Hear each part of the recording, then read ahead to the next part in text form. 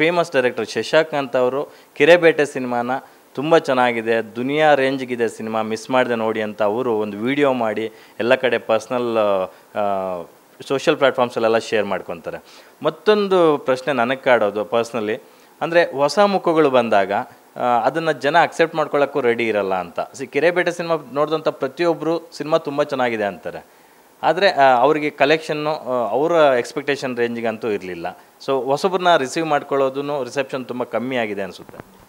ನೀವು ಈ ಹೊಸಬ್ರನ್ನ ರಿಸೀವ್ ಮಾಡ್ಕೊಳ್ಳೋದು ಅಥವಾ ಹೊಸಬರಿಗೆ ಸಿಗೋ ರಿಸೆಪ್ಷನ್ ಏನಿದೆ, ಇದು ನಮ್ಮ ಕನ್ನಡ ಚಿತ್ರರಂಗದಲ್ಲಿ ಮಾತ್ರ ಅಲ್ಲ, ಎಲ್ಲ ಕಡೆನೂ ಅದೇ ಇರೋದು. ಅಂದರೆ ಆ ಒಬ್ಬ ಪೋಸ್ಟರ್ ನೋಡಿದಾಗ ಆ ಮುಖ ನನಗೆ ಗೊತ್ತಿಲ್ಲ ಅಂದರೆ ನಾನು ಹೆಂಗೆ ಹೋಗಿ ನನ್ನ ದುಡ್ಡು ಇನ್ವೆಸ್ಟ್ ಮಾಡಿ ಟೈಮ್ ಇನ್ವೆಸ್ಟ್ ಮಾಡಿ ಕೂತ್ಕೊಳ್ಳಿ ಅನ್ನೋ ಪ್ರಶ್ನೆ ಯಾರಿಗಾದರೂ ಬರುತ್ತೆ.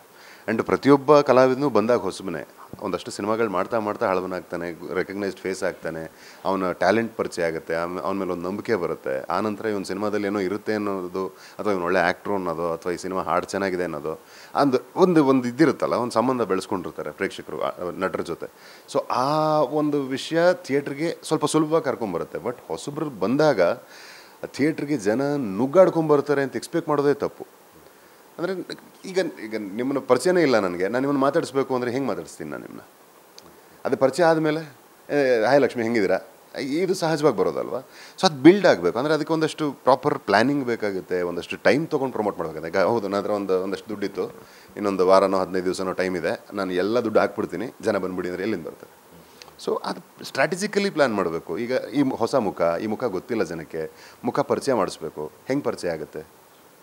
ಸೊ ಸಾಂಗ್ಗಳಿರಲಿ ಅಥವಾ ಏನೋ ಸ್ನಿಪೆಟ್ಸ್ ಇರಲಿ, ಸಿನಿಮಾದು ಪೋಸ್ಟರ್ಗಳನ್ನ ಎಲ್ಲ ಕಡೆ ಹಾಕೋದಿರಲಿ, ಈ ಥರ ಹಂತವಾಗೂ ತುಂಬಾ ಗಟ್ಟಿ ಪ್ಲ್ಯಾನಿಂಗ್ ಮಾಡಿ, ಈಗ ನಾನು ಏನೋ ಒಂದು ಮಾಡಿದೆ, ಅದು ಜನಕ್ಕೆ ತಲುಪ್ತಾ ಇಲ್ವಾ, ರೀಚ್ ಆಯ್ತಾ ಇಲ್ವಾ, ಅದ್ರ ಬಗ್ಗೆ ಜನ ಮಾತಾಡ್ತಿದ್ದಾರಾ ಇಲ್ವಾ, ಈ ಥರದ್ದೊಂದು. ಈಗ ಯಾಕೆ ಹೊಸಬ್ರು ಸಿನಿಮಾ ಗೆದ್ದೆ ಇಲ್ವಾ? ಮುಂಗಾರು ಮಳೆ ದುನಿಯಾ ತುಂಬ ಹಿಂದೆ ಬಿಡಿ.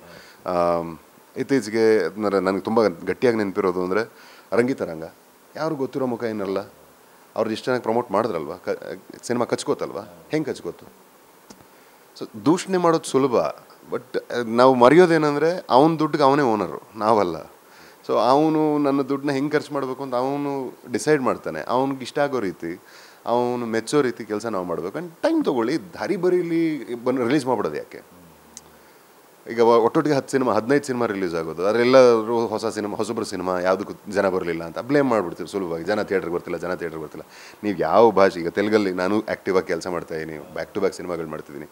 ಯಾವ ಹೊಸಬ್ರು ಸಿನಿಮಾ ನಿಮಗೆ ನೀವು ಫಸ್ಟ್ ಜನ ಫೀಲ್ ಆಗಿರೋ ನಂಗೆ ಹೇಳಿ, ನಲ್ಲೇ ಇರ್ತೀನಿ ಹೈದ್ರಾಬಾದಲ್ಲಿ.